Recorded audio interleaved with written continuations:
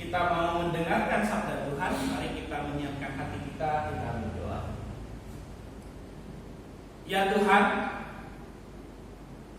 sungguh indah kabar yang kami terima bahwa Engkau mengampuni kami, menerima kami sebagaimana adanya kami ya Tuhan. Kami bersyukur atas penerimaan itu dan akan mengungkapkan syukur kami melalui sikap fokus kami terhadap perenungan firman pada hari ini. Kiranya Tuhan yang memimpin kami dalam pembacaan kali ini, Roh-Mu juga yang memberikan kami pengertian, memberi kami kuat kuasa agar yang kami baca bisa kami pahami dan kami mengerti. Terlebih juga Roh-Mu juga yang memberi kami kekuatan agar apa yang kami baca, apa yang kami renungkan bisa kami lakukan dalam kehidupan kami sehari-hari dan terlebih memberkati orang-orang di sekitar kami. Di dalam Yesus Kristus kami berdoa dan mengucap syukur. Amin. Mari kita buka teks yang menjadi bacaan kita pada hari ini dari Lukas 4 ayat 31 sampai 37. Lukas 4 ayat 31 sampai 37.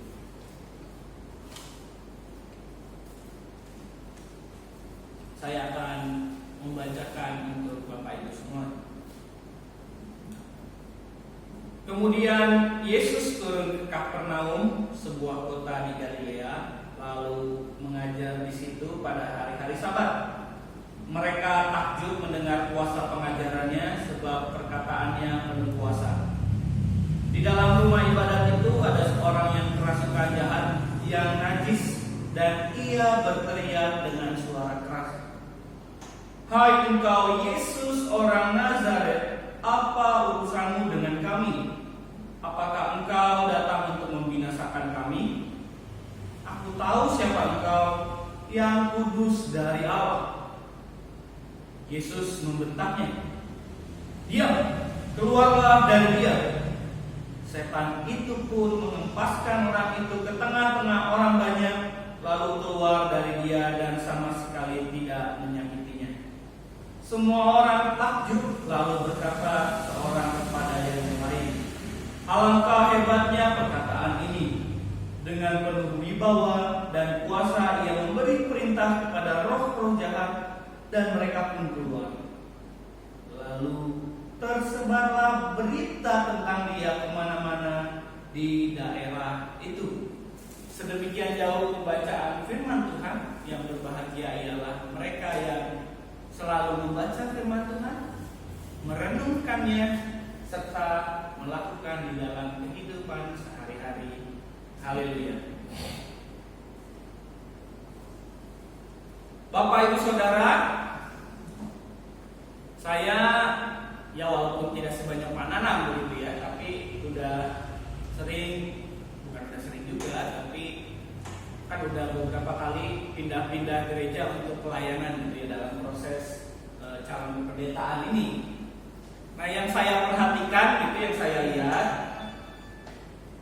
masing-masing dari gereja atau masing-masing dari GKI itu memang punya keunikan masing-masing gitu ya, punya perbedaan, punya ciri khas gitu.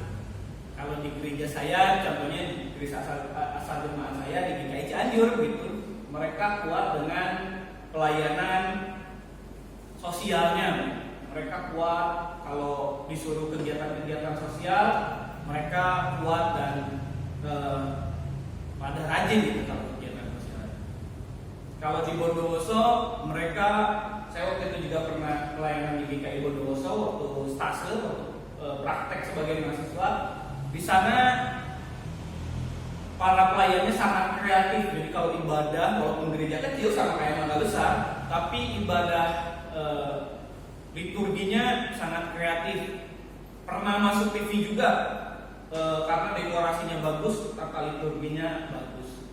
Begitu juga dengan Mangga Besar yang punya ciri khasnya sendiri. Tapi dari masing-masing GKI ini saya punya ada satu kesamaan sebetulnya. Tadi kan perbedaannya ya, punya ciri khas masing-masing. Tapi dari GKI ini ada yang saya rasa harusnya Ini sama di hampir setiap GKI punya fenomena ini. Fenomenanya apa? Kalau disuruh kesaksian susah banget. Setuju ya? Kalau misalnya ini juga penghadiran apa yang sering hadir juga di ibadah-ibadah komisi dewasa ya. Ini yang ibadah di tiap hari Sabtu, ibadah doa pagi juga hadir di ibadah komisi dewasa di hari Rabu. Kalau di hari Rabu saya perhatikan di GKI Mangga Besar begitu, di GKI Mangga Besar kan ada sesi ini ya, kesaksian atau sharing, atau juga di persekutuan Alkitab tuh ada sharing juga. Nah kalau biasanya udah mari Bapak Ibu liturgusnya adalah mari Bapak Ibu siapa yang membagikan kasih atau membagikan cerita kebaikan Tuhan, hening biasanya. Saya nggak tahu heran kenapa. Tapi hal ini bukan hanya di GKI Mangga Besar, bukan saya lihat hanya di hari Rabu setiap Rabu begitu. Tapi kemarin minggu lalu pokoknya puji Tuhan ya cerita ya, ada juga yang cerita, tapi itu udah cukup baik begitu ya. Tapi kalau kita lihat keseringannya gitu ya, biasanya hening tuh. Bahkan nggak ada kesempatan, cuman jedanya berapa menit langsung persembahan dari hari Rabu. Bener ya? Bener ya? Nah fenomena ini bukan hanya ada di GKI Mangga Besar, saudara. Jadi jangan berkecil hati, oh nih apa jangan-jangan kayaknya cuman ini nih mau ngeledekin GKI Mangga Besar enggak, saudara. Saya melihat ini juga di GKI yang lain. Keseringan kalau diminta untuk membagikan cerita tentang kebaikan Tuhan atau menceritakan tentang Tuhan, itu susah banget. Nggak tahu, mungkin banyak alasan ya. Kita nggak mau atau kita sulit menceritakan atau sharing atau kesaksian tentang firman Tuhan atau tentang kebaikan Tuhan. Mungkin ada yang malu, ya malu ceritainnya, nggak bisa atau takut bicara di depan banyak orang, bingung mau ngomong apa, kan ada ya orang-orang yang begitu ya. Atau enggak, kalau ngomong di depan takut salah, bener ya? Takut salah, takut apa yang diomongin itu keliru, malah kalau nggak menyakiti orang lain, bikin orang ketawa kan jadi wah malu nih, ya kan? Nervous. Mungkin juga ada yang merasa, aduh hari-hari ya memang sih Tuhan baik gitu ya hari-hari. Tapi karena Tuhan baiknya setiap hari, jadi kayak nggak ngerasain apa-apa gitu, jadi bingung mau nyeritain apa-apa gitu. Bener ya? Kalau nggak ada peristiwa-peristiwa yang beda, yang luar biasa, yang misalnya sembuh dari sakit, kayaknya mah bingung mau nyeritain apa lagi ya. Tapi kan kita tahu, kita mengimani Tuhan itu baik setiap harinya ya, mengimani ya Bapak Ibu Saudara ya. Tapi karena Tuhan Yesus baik atau Tuhan itu baik setiap harinya, kita sering jadinya bukan hanya merantakan, tapi bingung mau nyeritain yang mana, karena Tuhan Yesus baik setiap harinya.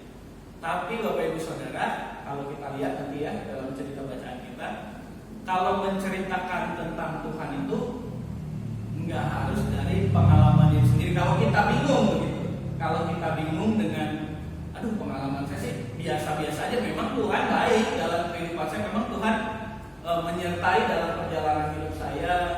Setiap pagi ya bangun seger, puji Tuhan begitu. Tapi kalau diceritain, masa yang kayak gitu aja diceritain, sering-sering mikir itu ya. Ya tiap hari makan ya makan begitu, ada aja yang nolong. Bingung kalau mau diceritain supaya menggugah orang, supaya memberkati orang, itu kayak gimana? Kalau misalnya kita merasa itu tidak, sebetulnya itu memberkati orang ya. Sesederhana apapun cerita kita, itu pasti ada orang yang merasakan cerita itu memberkati dirinya. Jadi jangan pertama punya apa namanya, cara pandang bahwa apapun yang kita ceritakan, sesederhana apapun, itu pasti Tuhan gunakan atau Tuhan pakai untuk jadi bahan berkat. Tapi gak hanya cerita kita nih yang bisa kita ceritakan, pengalaman orang lain juga bisa menjadi sarana Tuhan untuk, atau sarana kita untuk menceritakan pengalaman tentang Tuhan. Maksudnya bagaimana? Misalnya ada saudara kita atau teman kita yang punya pengalaman disembuhkan atau pengalaman baik atau pengalaman penyertaan Tuhan, pengalaman di mana dia mengalami kasih Tuhan, kita juga bisa ceritakan. Dan ini juga menceritakan atau bersaksi atau bercerita tentang Tuhan mengenai pengalaman orang lain juga akan dicatat dalam Alkitab dalam Lukas 4 ayat 31 sampai 37. Jadi nggak salah tuh menceritakan pengalaman orang lain yang diberkati Tuhan sebagai kesaksian. Nah, dalam cerita ini kan diceritakan bahwa Yesus ada di Kapernaum dalam cerita Injil kita. Yesus lagi mengajar di sebuah sinagog.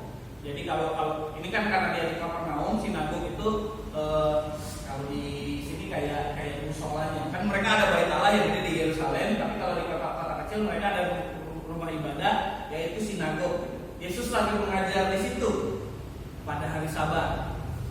Lalu di tengah-tengah pengajaran Yesus lagi ibadah begitu, ada orang yang kerasukan setan. Dilala atau singkat cerita, Tuhan Yesus mengusir atau menyembuhkan orang yang kerasukan setan itu dengan cara roh jahatnya itu atau setan itu diusir oleh Tuhan Yesus. Nah, orang-orang yang melihat, orang-orang Yahudi yang ada di ruang ibadah atau di sinagog pada saat itu kan melihat bahwa wah, ini orang yang disebut Yesus ini atau Tuhan Yesus ini punya kuasa untuk mengusir roh jahat.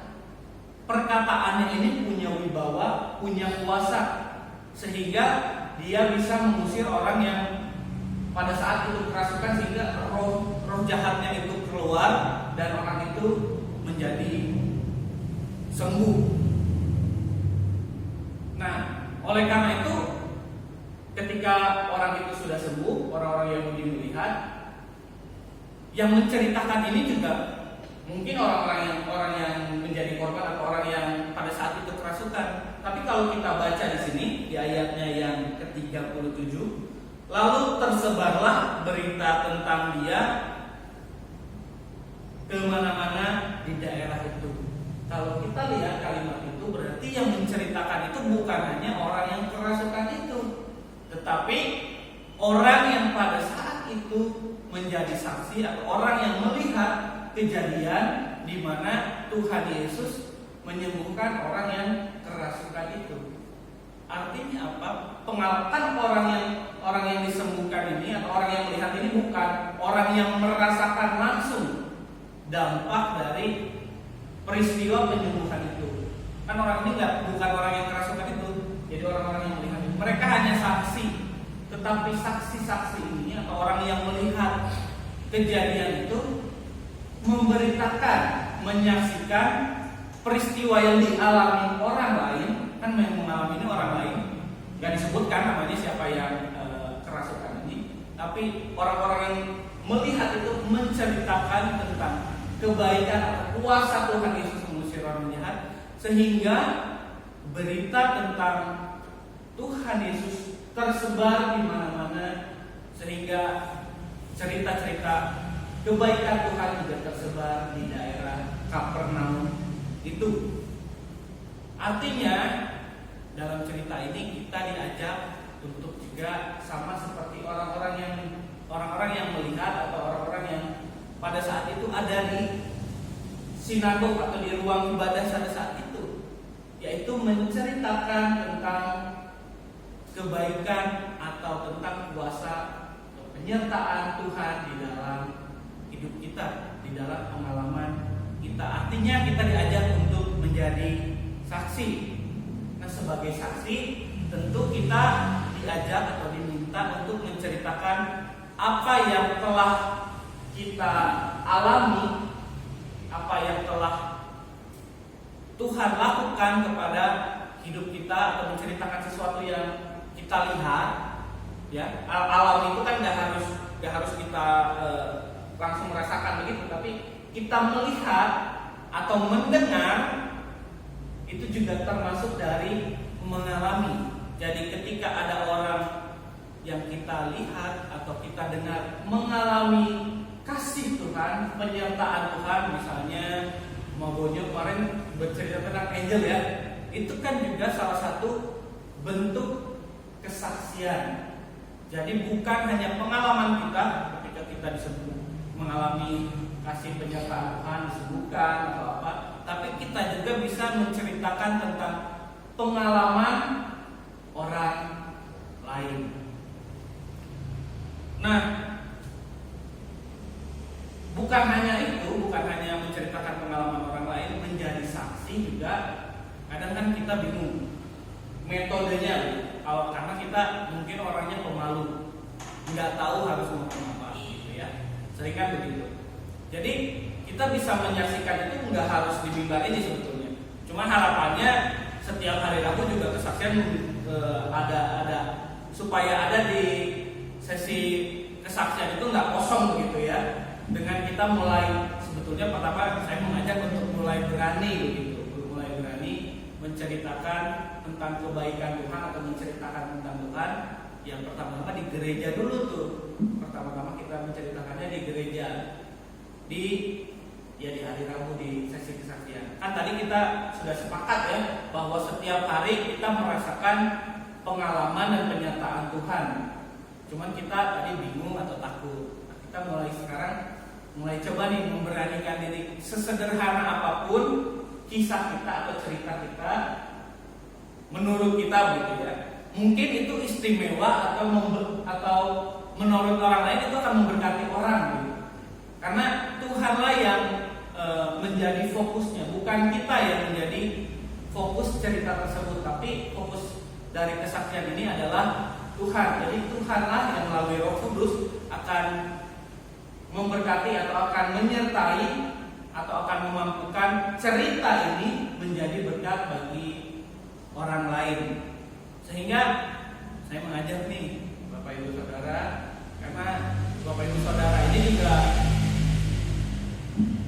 orang-orang yang hadir juga di ibadah Rabu. Jadi kayak ini minggu depan jadi liturgus ya di hari Rabu ya. Wah, ini harus boleh dipersiapkan dulu tuh, boleh dipersiapkan dulu di rumah ceritanya apa yang dialami. Masa seminggu nggak ada cerita yang bisa dibagikan?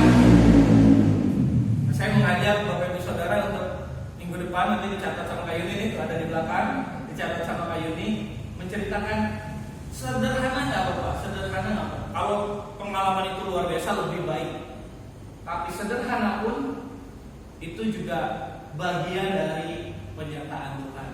Tapi selain bercerita atau menceritakan tentang Tuhan di mimbar di hari Rabu, saya juga mengajak Bapak Ibu Saudara, kan kita bisa sharing atau cerita atau menceritakan tentang Tuhan, pengalaman kebaikan Tuhan juga melalui sosial media gitu ya, sosial media kita. Siapa yang di sini sering nulis status gitu? Enggak ya?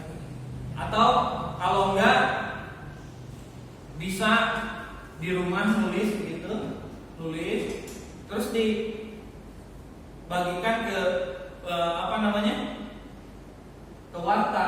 Jadi nanti ada yang bisa baca tuh di renungan warta itu ada mungkin kisah kesaksian, nggak perlu panjang ya, paragraf 2 paragraf begitu, paragraf 2 paragraf bilang misalnya omongnya tadi lagi sakit tuh tiap pagi, tapi ternyata dalam keseharian tiap pagi kakinya sakit, tapi dalam keseharian Tuhan masih pimpin, Tuhan masih beri kekuatan supaya dalam kehidupan sehari-hari Tuhan mampukan ke dalam menjalani keseharian. Masak nggak terganggu, tadi saya dengar cerita dari Om Bunyu ya, masak dan terganggu, melakukan aktivitas di rumah nggak terganggu, walaupun tiap pagi rasanya kakinya sakit ya, tapi Tuhan tetap kuatkan dalam bangun tidur sakit tuh ya. Tapi dalam keseharian saya tanya tadi, terganggu nggak? Ya puji Tuhan kuat sih. Berarti kan itu kuat dari penyertaan Tuhan juga. Nah, mungkin juga ada ibu-ibu atau bapak-bapak yang lain punya pengalaman yang serupa, sederhana, tapi itu bisa, kalau misalnya kita masih malu-malu nih cerita di hari Rabu, kita bisa tulis tuh. Nanti mungkin ada satu kolom ya nanti di warta, kolom kesaksian jemaat, nggak perlu panjang, tapi itu saya yakin kalau Tuhan berkehendak itu pasti memberkati banyak orang. Oleh karena itu kiranya saya mengajak Bapak Ibu Saudara untuk nanti hari Rabu, kalau belum ini bisa ditulis dulu nanti sambil baca gitu ya. Dipersiapkan kalau butuh pertolongan saya ada cerita ini, tolong bantu saya nulisin dong. Maksudnya nulis bareng gitu ya di sini sebelum ibadah. Kan suka ada jeda tuh. Biasanya hari Rabu datang jam sebelum olahraga tuh. Nah, itu bisa ditulis dulu. Nanti kalau misalnya saya juga khotbah begini juga ditulis tuh. Jadi kita persiapkan dulu, nggak apa-apa. Nggak langsung cerita mungkin karena kita bingung atau takut. Ditulis dulu nggak apa-apa, nanti supaya ketika kesaksian itu bisa diceritakan dengan baik dan supaya kita nggak takut salah ngomong gitu ya, karena ada beberapa orang yang salah ngomong. Kiranya Tuhan memberkati kita lebih berani lagi menceritakan tentang Tuhan, agar kesaksian tentang penyertaan Tuhan